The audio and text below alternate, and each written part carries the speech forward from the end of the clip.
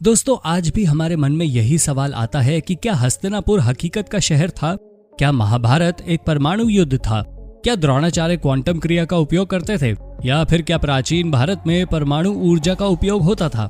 ऐसे कई सवाल जो आपके हृदय की धड़कनें बढ़ाने के लिए आतुर होंगे। ऐसे ही आज हम आपको दिलों की धड़कन बढ़ा देने वाले कुछ पुरातत्व खोजों के बारे में बताएंगे, जिसे जानने के बाद यकीनन आप भी हैरान रह जाएंगे कि आखिर उस समय में ऐसा भी कुछ होता था। तो चलिए वीडियो शुरू करते हैं। नंबर 1, प्राचीन रासायनिक युद्ध।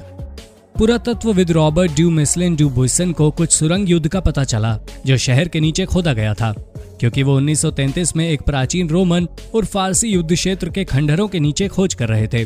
सुरंगों में उन्हें 19 रोमन सैनिकों के शव मिले जो प्रतीत होता है कि मर गए।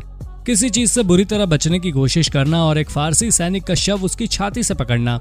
जाहिर है, जब रोमनियों ने फारसियों को अपनी दीवारें खोदते हुए सुना तो उन्होंने ऊपर से फारसियों को गिराने के विचार से अपनी खुद की एक सुरंग खोदना शुरू कर दिया। नंबर 2, एज़टेक बलिदान। ये वर्षों से जाना जाता है कि एज़टेक ने कई खूनी बलिदान उत्सवों की मेजबानी की, लेकिन 2004 में आधुनिक मेक्सिको सिटी के बाहर की गई एक भयानक खोज ने इस बात पर कुछ प्रकाश डाला कि अनुष्ठान कितने भयानक हो सकते हैं। तभी उन्हें मनुष्य और जानवरों दोनों के कई शत विशत और कटे फटे शरीर मिले। Number 3, baby disposal. कुछ साल पहले कई पुरातत्वविद इजराइल में रोमन और बिजान्टिन स्नानागार के नीचे सीवर के माध्यम से खोज कर रहे थे, जब उन्हें कुछ भयानक बच्चे की हड्डियां यानी कि बहुत सारे बच्चों की हड्डियां मिली।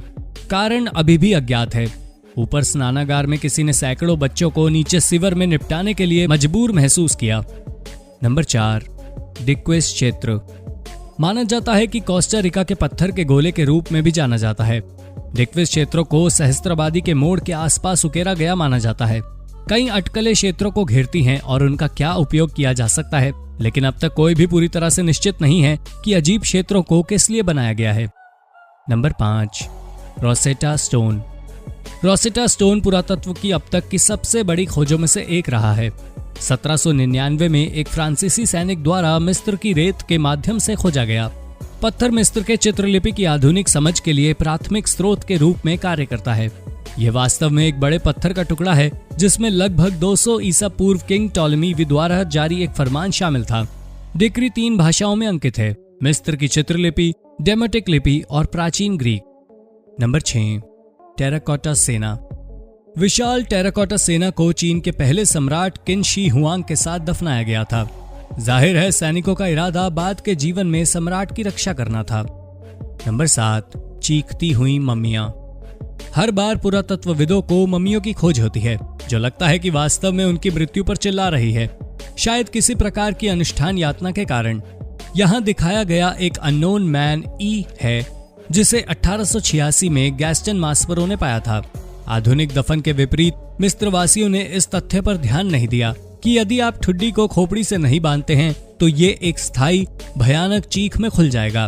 तो दोस्तों, हम उम्मीद करते हैं कि आपको हमारी ये वीडियो पसंद आई होगी। अगर आपको हमारी ये वीडियो पसंद आई है तो इसे लाइक, शेयर और सब्सक्राइब जरूर कर लें। धन्यवाद।